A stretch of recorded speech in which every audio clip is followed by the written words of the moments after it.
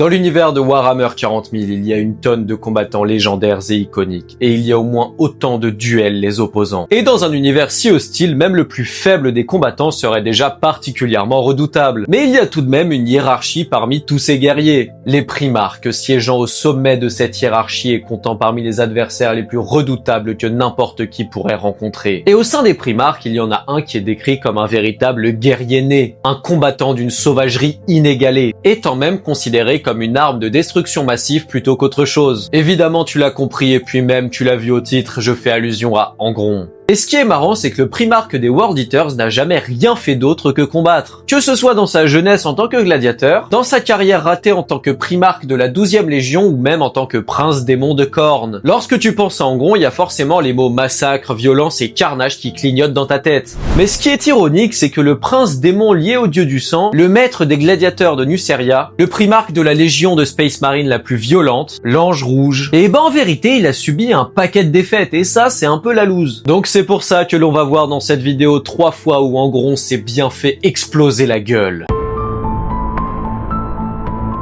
Ce combat prend place avant le siège de Terra et après l'avènement en prince démon de Fulgrim et Angron. Les deux nouveaux larbins de Slaanesh et Khorne ne voulaient plus lutter aux côtés d'Horus et préféraient suivre leur propre voie. Mais le maître de guerre envoya Lorgar chercher Fulgrim et Perturabo de son côté allait avoir la tâche difficile de ramener Angron. Perturabo s'est ainsi rendu sur le monde de Déluge, là où était censé se trouver Angron. Il est arrivé sur la planète avec 5000 guerriers de sa légion. Il savait que la folie des World Eaters ne faisait qu'empirer. Mais il n'en restait qu'un seul qui était encore capable de réfléchir. Khorne les a accueillis, demandant au primarque de partir avant que ses frères démoniaques ne les attaquent. Mais c'était déjà trop tard. La horde de Khorne s'est jetée sur la Légion de Fer et un combat débuta. Angron finit par se présenter face à son frère. Le nouveau prince démon était aussi colossal que monstrueux. Les deux primarques se faisaient face et là où Angron n'était qu'une bête sauvage prête à charger, Perturabo lui était l'un des primarques les plus intelligents et il avait prévu une stratégie pour vaincre son frère. Alors que la créature allait lui foncer dessus, il ordonna à son cercle de fer de tirer. Ainsi, le primarque des World Eaters s'est rapidement fait bombarder par une pluie de missiles. Son corps semblait se faire détruire, mais c'était en sous-estimant ses nouvelles capacités de guérison.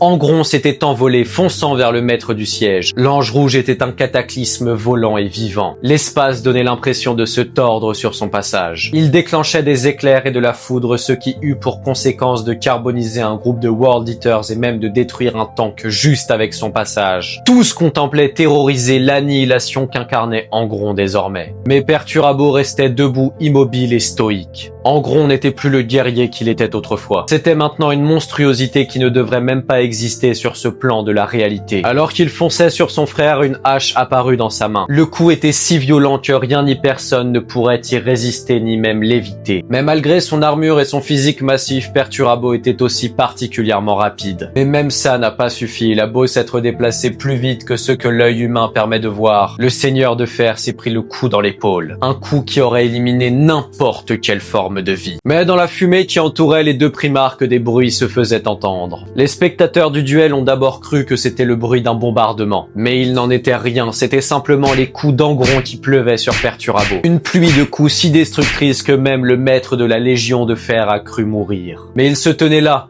debout et vivant, son corps rempli de blessures et son armure grandement abîmée. C'était au tour de Perturabo de frapper, élevant Forgebreaker dans le ciel. Personne n'attend autant de vitesse d'un être aussi massif et pourtant son coup ne serait pas possible à éviter. La frappe heurta Angron de plein fouet dans le torse, brisant son armure et étourdissant le démon. Angron se jeta de nouveau sur son frère, le frappant encore et encore avec sa hache, lui assénant des coups d'une violence telle qu'il serait capable de détruire des titans. Mais Perturabo les encaissait et il n'en était que blessé. Soudain, il se mit à parler à son frère. Je vais pas te refaire le speech, mais en gros, il l'a vaincu avec ces mots. Et si tu veux l'écouter, Pickle a retranscrit le discours en VF dans un short dont je te mets un petit extrait. Tu penses que je suis faible, mais c'est toi qui es devenu plus faible.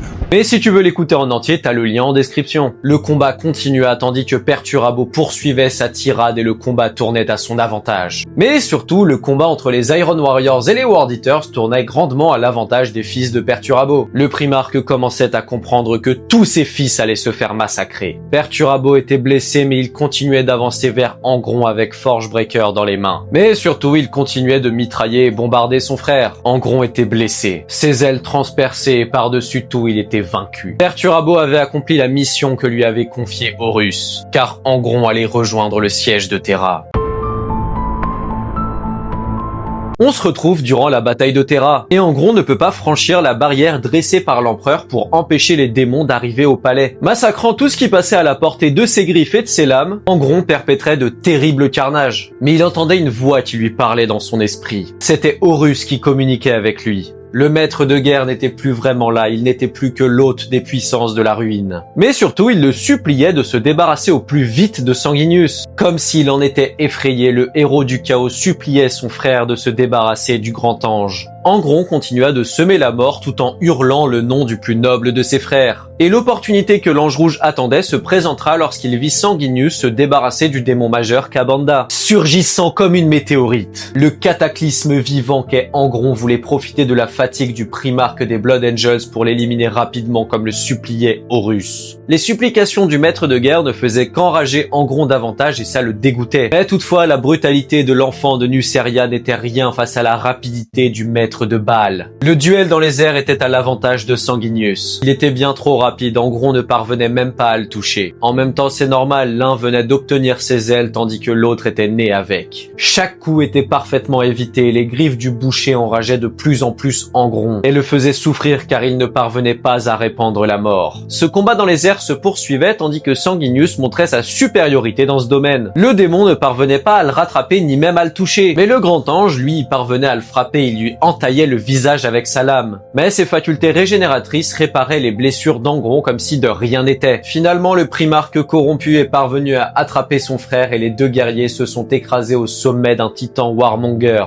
Étant finalement parvenu à mettre la main sur son frère, Angron se saisit du crâne de Sanguinius afin de l'écraser contre le sol à de multiples reprises. Mais le grand ange n'allait pas se laisser faire. Il se saisit de son pistolet à fusion pour détruire le bras d'Angron. Récupérant sa liberté, Sanguinius s'est envolé de nouveau, mais cette fois-ci ce n'était pas pour éviter les coups. Il prit de l'altitude avant de s'écraser sur la créature, cherchant à la transpercer de sa lame. Mais Angron est parvenu à le contrer. Dans toute la bienveillance qui le caractérisait, le grand ange invitait l'Ange Rouge à mourir afin d'arrêter de souffrir. Cherchant à lui répondre, Angron n'était plus l'homme qu'il était, c'était maintenant un monstre uniquement capable de rugir. Sanguinius reprit de l'altitude avant de quitter le sommet du titan Warmonger sur lequel ils étaient toujours. Horus continuait de parler à Angron, le suppliant de tuer Sanguinius qui incarnait toujours la plus grande menace pour les hérétiques. Les Blood Angels et les World Eaters se battaient au sol et leur primarque passait en volant juste au-dessus d'eux. Là où Sanguinius était un ange gracieux, Angron était une bête sauvage. Il massacrait tous les marines sur son passage, les tranchant avec sa lame sans même s'en rendre compte et sans faire de différence entre ses fils et les fils de Baal. Évitant les tirs antiaériens, Sanguinius prit de la hauteur, évitant de peu un Stormbird. Angron, lui, il est simplement passé au travers en le détruisant, et il a ouvert son immonde gueule pour tenter d'avaler son frère. Mais au lieu de parvenir à le dévorer, il a reçu la lance du grand ange propulsée à toute vitesse, se faisant exploser les dents, trancher la langue et même transpercer le crâne. Blessé et étourdi à la suite d'un tel coup, le monstre de sang chuta au milieu du champ de bataille. L'impact du corps massif de l'Ange Rouge écrasa une bonne centaine de guerriers. N'ayant pas le temps de reprendre ses esprits, il avait à peine retiré la lance de sa gueule et commençait à se régénérer que Sanguinius tenta de confirmer le kill en se jetant sur lui. Malheureusement, les World Eaters et les démons de Khorne se sont rapidement jetés sur le grand ange afin de tenter de le tuer. Il est ainsi rapidement reparti dans les airs. Il avait pris bien trop d'avance et il était bien trop rapide. Angron savait pertinemment qu'il ne le rattraperait pas. Il s'est alors saisi de la lance qui lui avait transpercé le crâne juste avant et l'a lancée avec une puissance telle vers le loyaliste qu'elle brisa le mur du son. En une fraction de seconde et avec des réflexes quasiment divins, Sanguinius évita le projectile, attrapa la lance et la retourna avec autant de force vers l'envoyeur. Dans la même violence qu'une frappe orbitale, la lance empala Angron sur le sol. Il ne souffrait pas d'une douleur physique, car c'était impossible pour lui de ressentir autre chose que de la colère. Mais il se sentait humilié comme il ne l'avait jamais été. Fou de rage et savant pertinemment qu'il ne rattraperait pas son frère, il s'est mis à massacrer tous les Blood Angels à proximité. Et cette fois-ci, c'était au tour de Sanguinius de laisser sa fureur s'exprimer. Il fonça à une vitesse inimaginable sur le gladiateur pour le confronter de nouveau. Un duel d'épée éclata. Un duel qui sembla tourner à l'avantage du primarque des World Eaters. Sanguinius était épuisé paralysé, conscient de sa résistance démoniaque. Angron laissa son frère l'empaler avec son épée afin de l'empaler à son tour. Angron était convaincu d'avoir vaincu le grand ange. Il entendait Khorne exploser de joie d'assister à la mort d'un être aussi pur. L'ange rouge enfonçait encore sa lame dans le corps de son frère, les rapprochant encore plus. Mais cette fois-ci, ce n'est pas Khorne qui parla à Angron. C'était Horus qui s'adressait de nouveau à lui dans son esprit, lui ordonnant de fuir car il avait compris ce qu'il se tramait.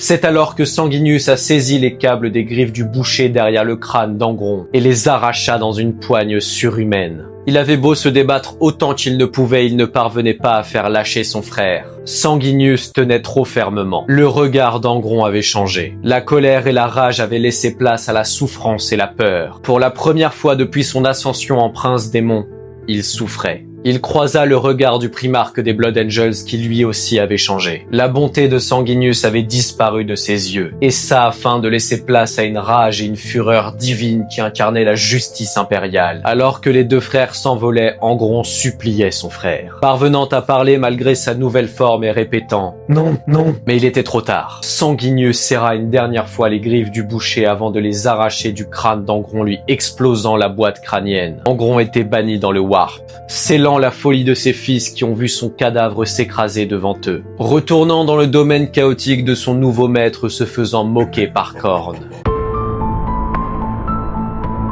Il faut savoir que cet affrontement aura lieu plus de 10 000 ans après l'hérésie d'Horus. Car sans entrer dans le détail, depuis la chute de Caliban, le primarque de la première légion, il fait un bon gros dodo. Et il va finir par se réveiller au 42e millénaire. Mais pas n'importe où, il va se réveiller dans un endroit qui s'appelle la Caliban Miroir. Encore une fois, c'est juste pour donner du contexte parce que ça aura du sens plus tard. La Caliban Miroir, c'est une dimension de poche qui reproduit la planète où le primarque a grandi. En vrai, il y a un peu plus de choses à dire dessus, mais c'est pas le sujet de la vidéo. Juste pour dire qu'il s'est réveillé là-bas et c'est une dimension où lui seul a accès, il peut y aller à tout moment. Compétence qui peut éventuellement s'avérer utile en combat quand on est un grand duelliste. Après de nombreuses péripéties, son vaisseau finira par être abordé par une frégate des Blood Angels nommée la Fureur de Baal. Le commandant de la frégate Angélique exigea de parler immédiatement au lion. Lorsque le primarque a aperçu le masque doré de l'officier qui présentait les traits de son défunt frère, il en a été enragé, lui demandant comment il osait porter un tel casque. Et le Blood Angel se présenta sous le nom de Dante.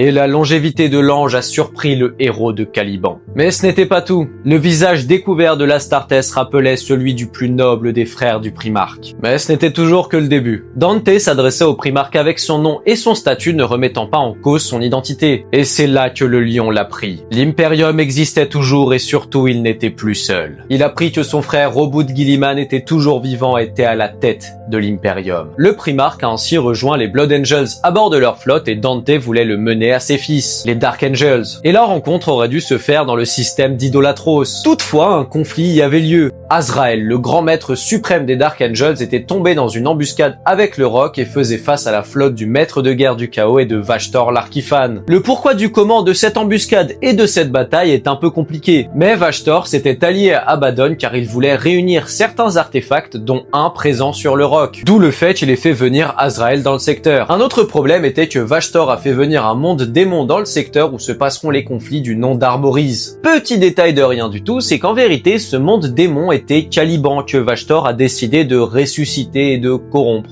Ce qui a légèrement enragé les Dark Angels. Azrael et les siens ont mené une attaque sur le monde démon en voulant détruire un hôtel qui se trouvait dans le palais de la Forge empyréenne. Encore petit souci, cet hôtel était dédié à Khorne, le dieu du sang. Et pouf, Angron a spawn d'un coup. Les Blood Angels arrivés en orbite ont vu l'apparition d'un mob un peu plus stock et vont prendre le monde démon d'assaut et se jeter sur le primarque déchu. Mais même si Dante est un guerrier incroyable qui est parvenu à triompher du maître des essaims en combat singulier, mais ça tu le sais déjà si t'as vu ma vidéo sur les pires tyrannides. Dante s'est rapidement fait vaincre par le primarque des World Eaters et il allait même se faire achever par l'ange rouge. Toutefois, apparaissant de nulle part, une figure que le prince démon a immédiatement reconnue est intervenue pour sauver le fils du grand ange. Le lion venait de sortir de la Caliban Miroir pour arriver sur Armorise. Le chevalier se tenait prêt à affronter celui qu'il appelait autrefois son frère. Son arrivée avait tout de même eu lieu sous les yeux émerveillés d'Azraël qui avait l'honneur de voir pour la première fois son père. Mais pour les deux frères, la rencontre n'était ni amicale ni appréciable. Le démon s'est rué sur le chevalier avec des coups aussi puissants que rapides. Johnson prenait soin de parer les coups tout en s'éloignant et forçant Angron à s'écarter du corps meurtri de Dante. Pendant que le lion parait aussi bien que mal la rafale de coups que lui envoyait son frère, il ordonna d'un simple signe de tête à Azraël de sauver Dante, ce qu'il fit immédiatement. Le palais de la forge empyréenne était un endroit démoniaque qui abritait non seulement l'affrontement entre les deux frères ennemis, mais aussi un affrontement entre leurs deux légions ainsi que les Blood Angels.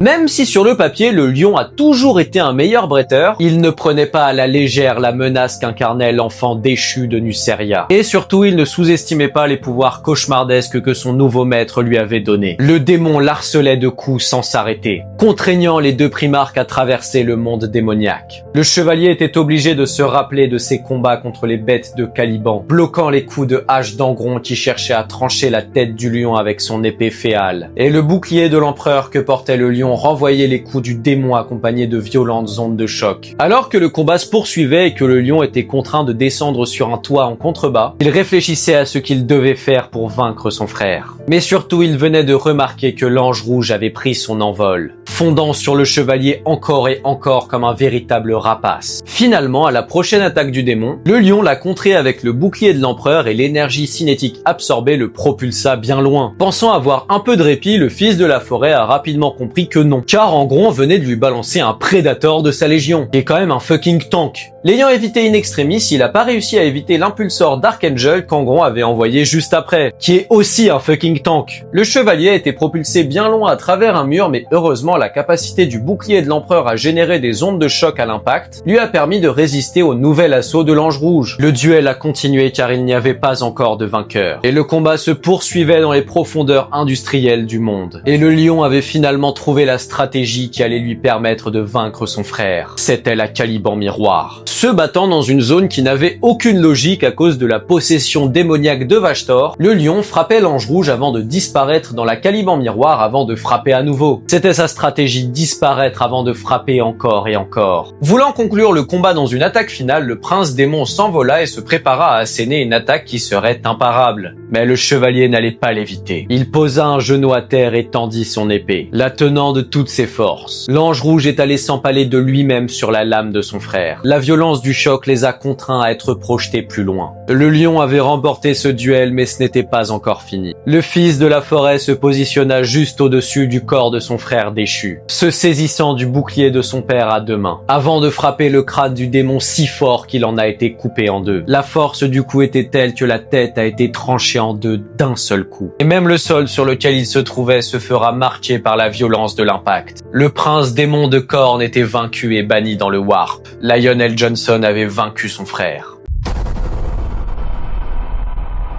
Voilà, c'est tout pour cette vidéo. N'hésite pas à me dire en commentaire laquelle de ces défaites d'Angron est ta préférée. Pour moi, tu t'en doutes, c'est évidemment celle contre Sanguinius. On n'est pas original, mais bon, c'est le GOAT. Je te remercie. N'hésite pas à t'abonner, on parle de Warhammer tous les jours.